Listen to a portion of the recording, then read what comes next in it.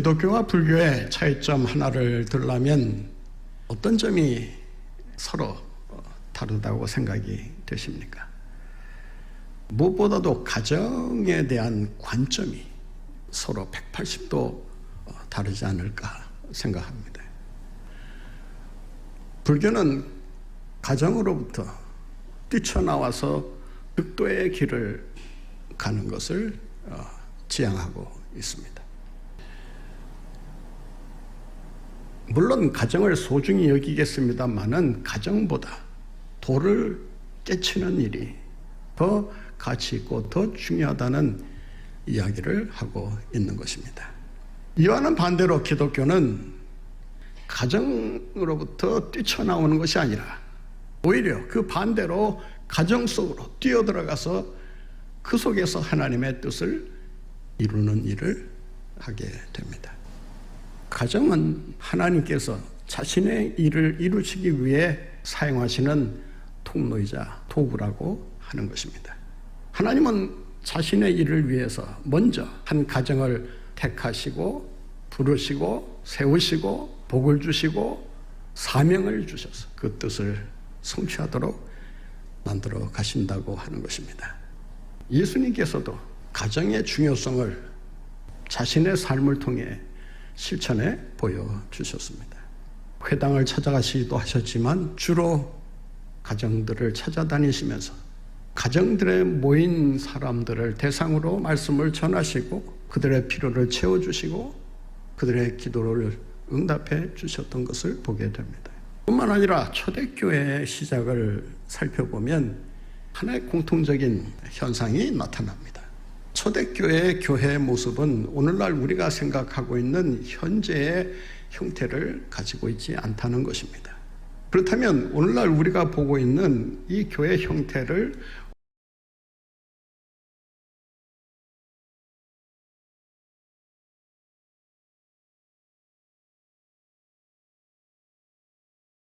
언제부터 가지게 되었는가?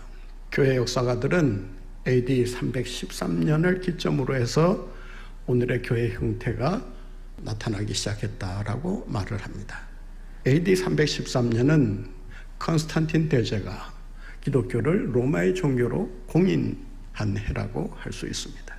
변방에 있던 기독교가 로마의 한 중심부로 뛰어들면서 로마의 종교가 기독교로 채택되는 이런 놀라운 사건이 벌어지게 됩니다. 그 이후로 교회들이 세워지게 됩니다. 그 이전까지의 교회 형태를 살펴보면 하나같이 한 가정에서 개인의 집에서 교회가 시작되었음을 알 수가 있습니다. 따라서 교회의 원형을 살펴보기 원하신다면 가정교회가 어떻게 시작되고 그 가정교회를 통해서 어떤 식으로 교회 사역이 이루어졌는가를 보면 알 수가 있습니다. 오늘 말씀에도 보면 아주 중요하면서도 특이하면서도 놀라운 사실을 우리가 발견하게 되는데 아굴라와 브리스가와 그리고 그 집에 있는 교회에게 문안하라. 그 집에 있는 교회에게 문안하라. 무슨 말인가 하면 아굴라와 브리스가 이 두 부부가 함께 사는 그 가정에 모이는 사람들, 예배하기 위해, 봉사하기 위해, 전도하기 위해, 교제하기 위해 함께 모이는 교회. 그 교회를 가리켜 그 집에 있는 교회라고 말을 하고 있습니다. 헬라어 성경을 보게 되면 카트, 오이콘, 아우톤, 에클레시안 이렇게 되어 있습니다. 오이콘이라는 말은 집이라는 뜻입니다. 오이코스라는 단어가 목적으로 바뀌면 오이콘이 되는데 이 교회라고 하는 말이 이 집이라고 하는 말과 동일시하고 있다는 것입니다. 오이콘이라고 하는 말과 에클레시안이라는 이 교회라고 하는 말이 같이 나오고 있는 것을 보게 되면 당시 그리스도인들은 가정을 교회로 생각하고 그 교회를 통해서 복음의 역사를 펼쳐 나갔다라고 하는 것입니다. 코로나 시대가 시작되면서 이 코로나가 한국 교회에 주는 교훈이 하나 있습니다. 그동안 한국 교회가 교회 성장과 부흥이라고 하는 기치를 높이 들고 줄기차게 다름질해 왔습니다. 그 결과 곳곳에 교회들이 세워지고 또 교회들이 대형화되면서 교회가 큰 기업처럼 세워지게 됩니다. 교회가 커지면 커질수록 잃어버리는 것이 있습니다. 교회 성장을 해야 하고 교회 부흥을 이루어야 하지만 교회 성장과 부흥 일변도로 나아갈 때 반드시 찾아오게 되는 부정적인 측면이 있습니다. 그것은 교회가 커질수록 조직화될 수밖에 없고 확대가다 보면 교권주의에 사로잡히게 되고 그로 인해서 교회가 기업 형태를 띠면서 교회의 모든 사역들이 마케팅적인 그런 개념으로 실천되게 된다라고 하는 것입니다. 따라서 조직화되고 대형화되고 기업화되어가는 이 한국교회의 부정적인 측면을 하나님께서 막으시기 위해서 코로나를 통해 가정을 새롭게 재발견하도록 해주셨다라는 것입니다. 비대면 시대 속에서 그래도 대면하고 서로 의지하고 서로 격려하면서 지낼 수 있는 곳은 가정밖에는 없습니다. 지금도 가정에서 온라인으로 예배 드리시는 분들이 계실 것입니다. 코로나 이전만 해도 예배는 교회라는 하나님께서 정해 놓으신 예배처에 와서 예배하는 것이 마땅하지 않느냐.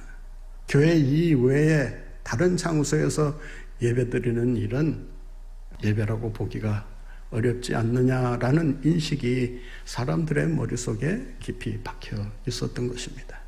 그러나 코로나가 퍼지기 시작하면서 예배는 오프라인으로 현장 예배를 드리는 것만이 전부가 아니라 온라인상으로 드리는 이 가상 예배도 그 예배가 신령과 진정으로 드려지는 예배라면 하나님 앞에 드리는 예배로 인정할 수밖에 없지 않느냐.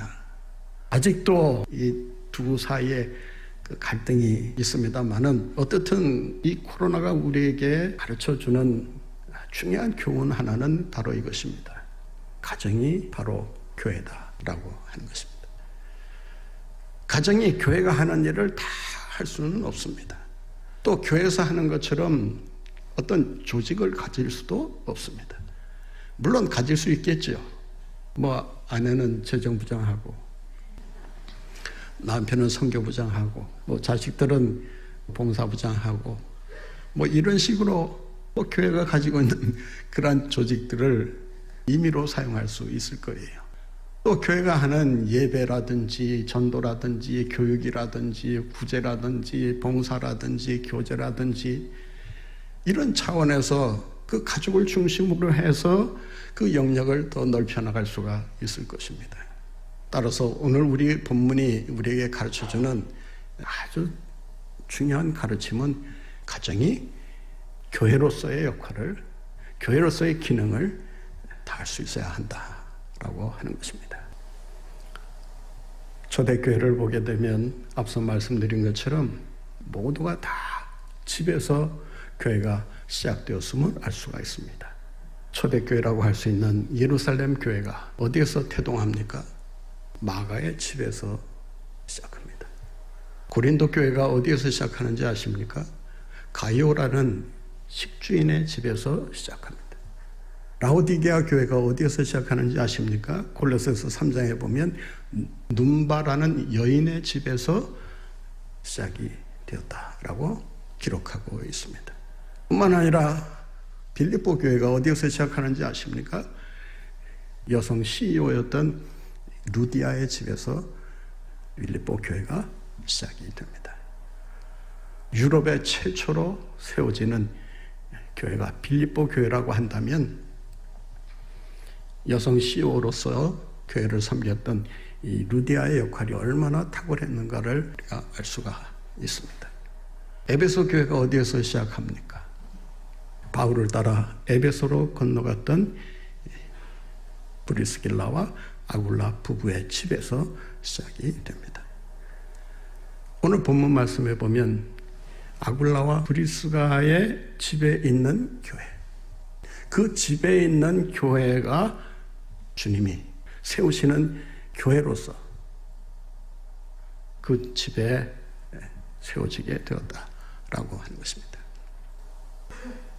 신약 시대에 있었던 이 초대교회가 대부분 집에서 시작했다고 한다면 우리 한국 교회 시작은 어땠을까?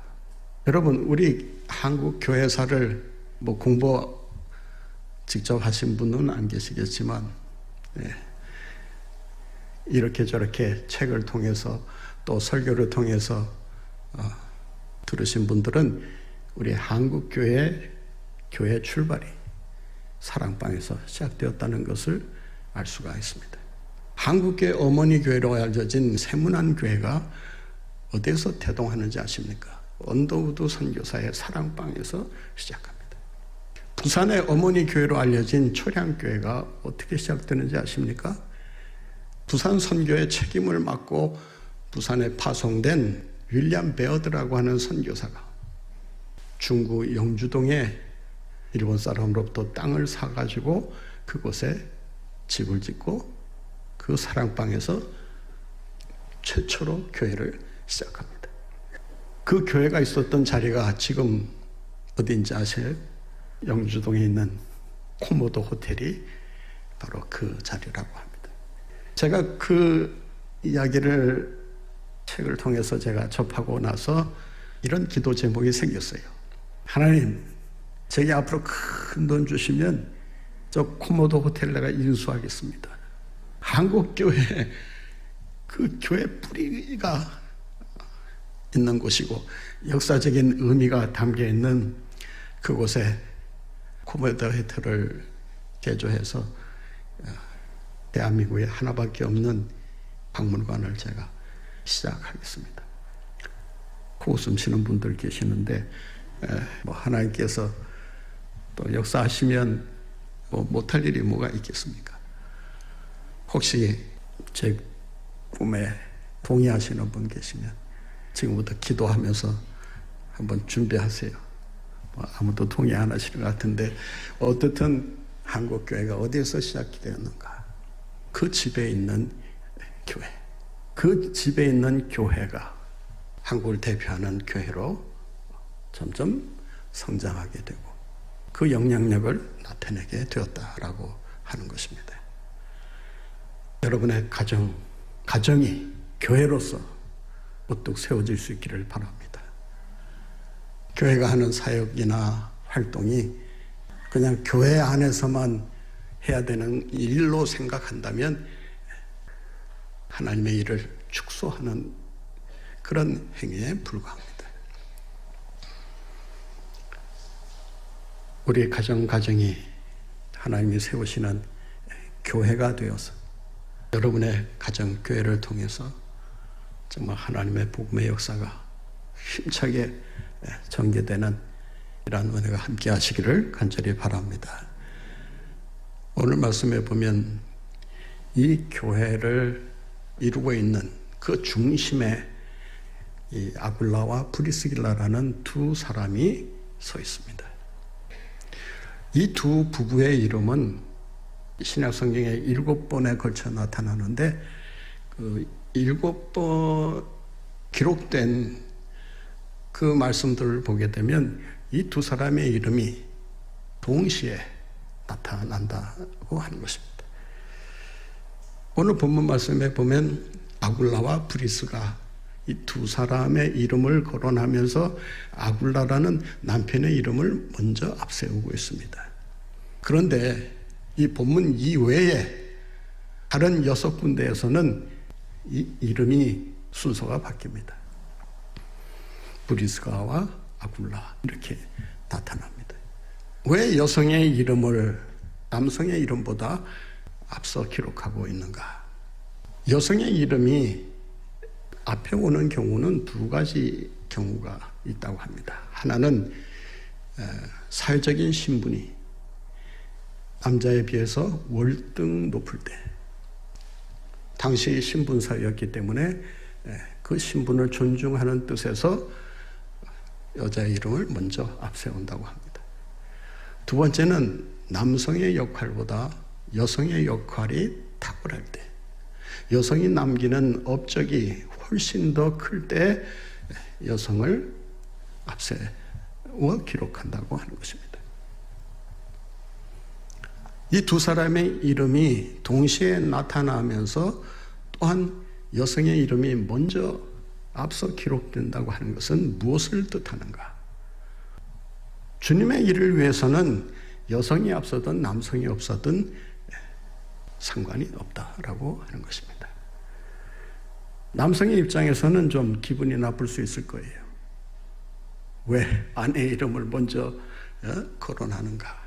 그럼에도 불구하고 이 두 부부의 이름이 따로따로 나오는 경우가 없이 항상 동시에 이름이 거론된다고 하는 것은 이 두 부부가 정말 환상적인 콤비네이션을 이루고 주님의 일을 감당했다라고 하는 것입니다. 사랑이라고 하는 것은 서로 다른 곳을 보는 것이 아니라 같은 방향을 함께 바라보는 것이다. 이런 말이 있습니다. 이 두 부부의 특징을 살펴보면 이 두 부부의 시선이 항상 예수 그리스도 복음 선교에 집중되어 있는 것을 보게 됩니다. 해바라기가 해를 따라 도는 것처럼 이 두 부부는 예수 그리스도를 중심으로, 복음을 중심으로, 선교를 중심으로 따라 돌고 있는 것을 보게 됩니다. 일심동체라고 하는 말이 아마 가장 적절하지 않을까 생각을 합니다. 주의 일도요, 일심동체가 되지 않으면 죄를 제대로 하기가 어렵습니다. 가령 예를 들어볼까요? 봉헌하는 일을 한번 예로 든다면 남자는 이만큼 하고 싶은데 아내는 남편의 의견에 동의하지 않고 또 다른 생각을 가지고 의견을 개진한다면 서로 생각하는 바가 다르기 때문에 봉헌하는 일에도 갈등과 마찰이 있을 수밖에 없습니다. 봉사하는 일에도 마찬가지입니다. 그 봉사하는 일을 이해하지 못하는 남자나 여자 같으면 왜 아까운 시간 낭비하면서 봉사를 하느냐? 봉사에 신경 쓰는 것만큼 우리에게도 신경을 써달라. 뭐 이런 식으로 트집을 잡고 시비를 하게 된다면 봉사를 하더라도 그 봉사가 제대로 된 봉사가 되겠느냐라고 하는 것입니다. 그러나 이 두 부부의 삶을 살펴보면 무엇을 하더라도 서로 의견을 같이 하면서 마음을 같이 하면서 뜻을 같이 하면서 또 비전을 같이 하면서 함께 주의 일에 헌신하고 있음을 보게 됩니다. 아굴라라고 하는 이름은 로마식 이름입니다. 왜 유대인이 터키, 지금의 터키인 그 본도에 가서 로마식의 이름을 가지고 살았을까? 전해지는 말에 의하면 이 아굴로는 일찍이 를 떠나서 어떤 이유로 본도로 갔는지는 모르겠지만 그 사도행전 18장 2절에 보면 본도 출신이라고 명시하고 있습니다. 당시 본도는 로마의 식민지였습니다. 로마의 유명한 장군 중에 한 사람이었던 아퀴라스. 이 아퀴라스라고 하는 이름이 그 독수리라고 하는 뜻인데 이 아굴라라고 하는 이름을 뜻합니다. 그러니까 당시 로마 장군이었던 아굴로가 그 본도를 점령하면서 이 아굴라 집안을 포로로 삼았다라고 하는 것입니다. 명석하고 또 뛰어난 재주를 가지고 있는 것을 가상이 여긴 이 아킬라스 장군이 이 아볼로를 종으로 삼았다라고 하는 것입니다. 그 장군이 죽고 나서 이 주인의 이름을 종들이 그대로 사용하게 된다고 합니다. 그래서 그 아킬라스라고 하는 독수리라고 하는 이름을 가지고 그 본도를 떠나서 로마로 건너오게 됩니다. 아마 자유의 몸이 되어 왔을 거예요. 로마에 정착하고 살아가는 가운데 브리스가라고 하는 한 여인을 알게 됩니다. 이 프리스가는 당시 로마의 명문 귀족 집안이었다고 합니다. 브리스가라고 하는 그 집안이 오랫동안 존재했다라고 하는 이런 기록이 있는 것으로 봐서 이 브리스길라라고 하는 여성, 이 브리스길라는 그 브리스가의 애칭입니다. 친절한 그러한 관계를 나타내면서 그 이름의 그 애칭을 이렇게 불러주지 않습니까? 그런 것처럼 사도행전에 보면 브리스길라라고 애칭을 사용하고 바울 서신에 보면 브리스가라는 그 귀족의 그 가문 이름을 그대로 사용하고 있습니다. 당시 신분사회였기 때문에 우리나라도 뭐 조선시대 양반과 상놈이 그 결혼을 할 수 없지 않았습니까? 하게 되면 양반의 지위와 신분을 다 박탈당하고 쫓겨나는 것처럼 아마 그 여인도 이 아굴라와 결혼하면서 그 귀족이 누릴 수 있는 그 모든 특권과 행복을 다 내려놓았을 것입니다. 그만큼 남자를 제대로 봤다. 이렇게 우리가 이해할 수 있을 것입니다. 이 남자라면 비록 종의 신분을 가졌던 사람이지만 앞으로 큰 일을 할 것이다라는 뭔가 기대를 이 여인이 하지 않았겠는가. 그렇지 않고서야 어떻게 그 귀족이라고 하는 그 지위를 내던질 수 있는 것입니까? 뭔가 그 남자에게서 희망을 보았기 때문에 장래에 대한 어떤 가능성을 일찍이 읽었기 때문에 그런 선택을 했다라고 할 수 있습니다. 어떻든 그러한 관계 속에서 로마 황제였던 글라우디오스가 추방 명령을 내립니다. 유대인들은 다 떠나라. 왜 떠나라고 명령을 했는가 하면 이 칙령이 그 나세렛 칙령이라고 하는데 49년도에 그 유대인들이 계속 말썽을 일으켰다고 합니다. 다른 민족과 항상 그 갈등 관계에 있었기 때문에 유대인들의 그 배타적인 문화와 전통을 고집하면서 자꾸 이제 다른 민족과 불화를 일으키고 사건을 야기시키니까 이대로 두어서는 안 되겠다. 그렇게 생각하고 있던 차에 유대인들이 또 이 기독교인들과 또 마찰을 빚으면서 박해를 하기 시작합니다. 그래서 18장에 보면 바울이 기독교인들을 박해하는 무리들에 의해서 쫓겨나는 고발을 당하는 이런 일들이 벌어지게 됩니다. 이 사건이 점점 커지면서 황제의 귀에 들어가게 되고 유대인들은 이건 말썽꾸러기들이다. 로마에서 손에 들 수 있는 것만 들고 떠나라. 이렇게 명령이 내려지게 된 것입니다. 그래서 이 두 부부가 어디로 건너오느냐? 고린도로 건너옵니다. 고린도로 건너와서 제일 처음 만난 사람이 누구냐? 아볼로라고 하는 유명한 설교가를 만납니다. 사도행전 18장 24절부터 보게 되면 이 아볼로와 만나서 이 아볼로를 유능한 영적 지도자로 키우는 일을 위해 헌신하게 됩니다. 성경에 보면 이 아볼로를 가리켜서 알렉산드리아에서 왔다. 당시의 로마의 수도였죠. 알렉산드리아에서 학문의 도시에서 온 사람이라고 하는 것을 밝히면서 학문이 많은 사람이었고 또 성경에 정통한 사람이었다. 이 사람이 회당에서 설교하는 것을 이 두 부부가 듣게 됩니다. 다 좋은데 한 가지 부족한 것이 있다는 사실을 발견하게 됩니다. 세상적인 학문도 많았고 뛰어난 웅변술로 사람들을 매료시키는 그런 능력도 있었지만 복음의 진리를 제대로 알지 못하고 있었다는 것입니다. 그래서 집으로 초대해서 이 아볼로를 조심스럽게 조언하면서 복음을 가르치게 됩니다. 따라서 이 아굴라와 브리스길라의 두 부부는 어떻게 보면 참 범상치 않은 사람들이라고 할 수 있습니다.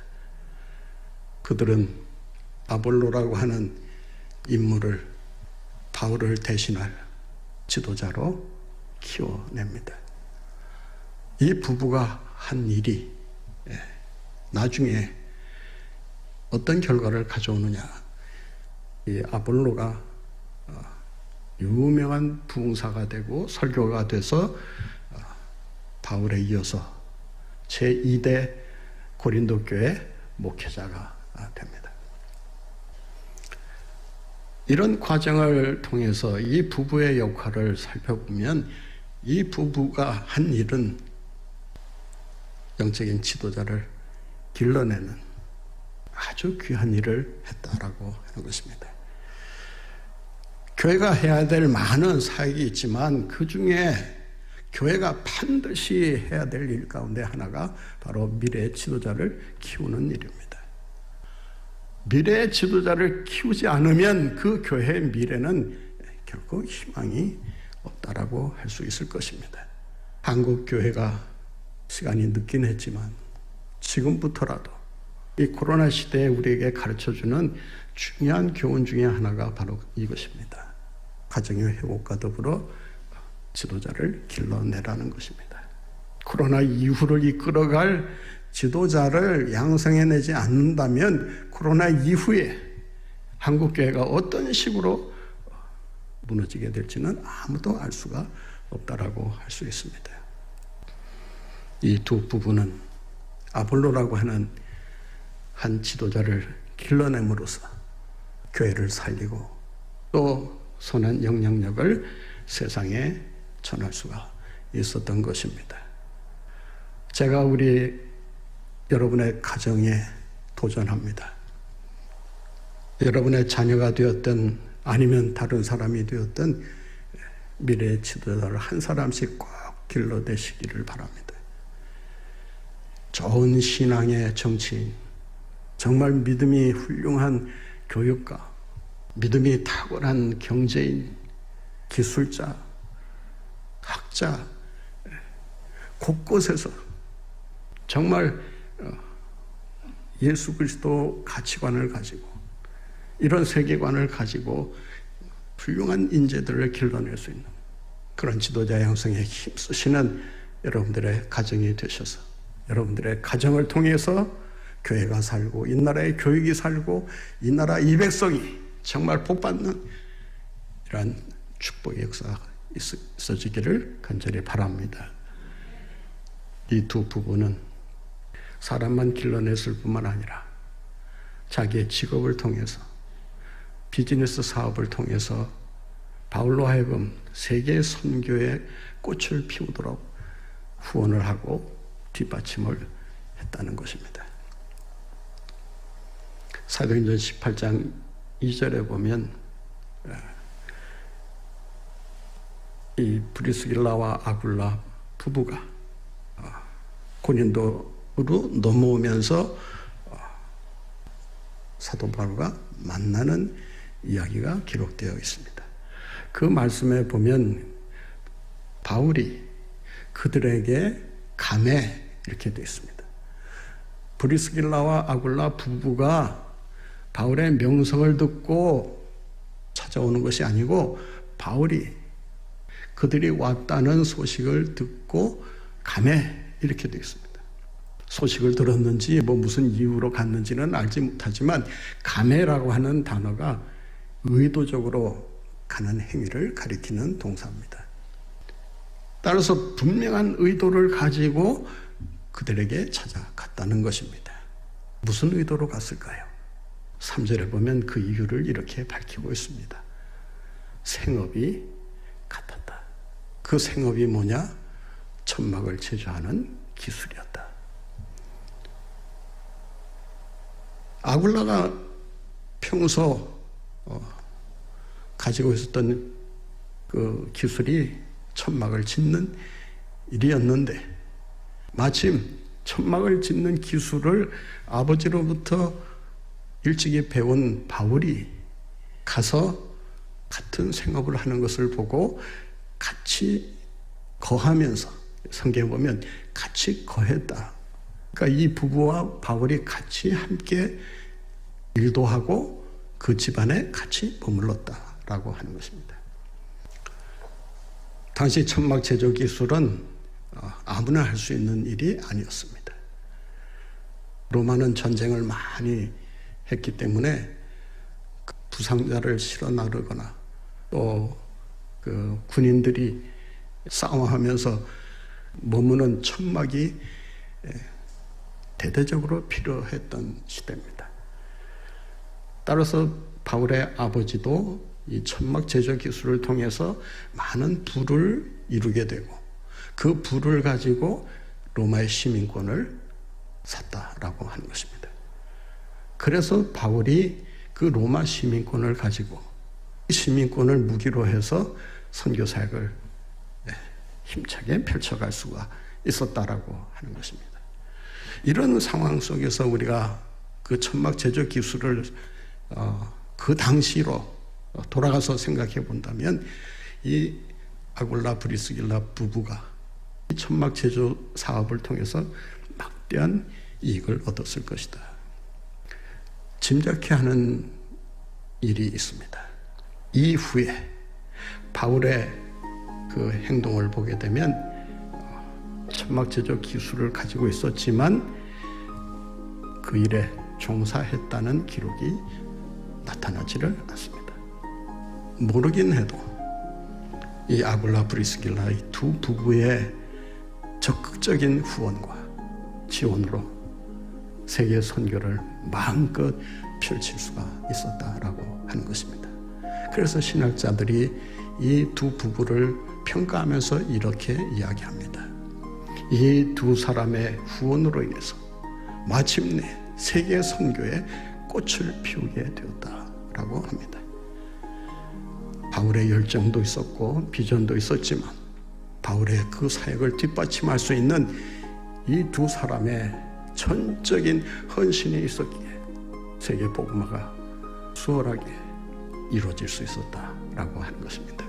사랑하는 성도 여러분, 오늘 주신 말씀을 통해서 우리의 가정이 교회라는 사실을 다시 한번 기억하시고 이 두 부부처럼 훌륭한 인물들을 길러내고 또 주님의 복음이 땅끝까지 전해지는 일에 여러분의 가정이 잘 사용되음으로 있어서 그로 인해 많은 열매들이 풍성하게 맺어지고 하나님 앞에 영광을 돌리는 여러분들 모두가 되시기를 간절히 바랍니다.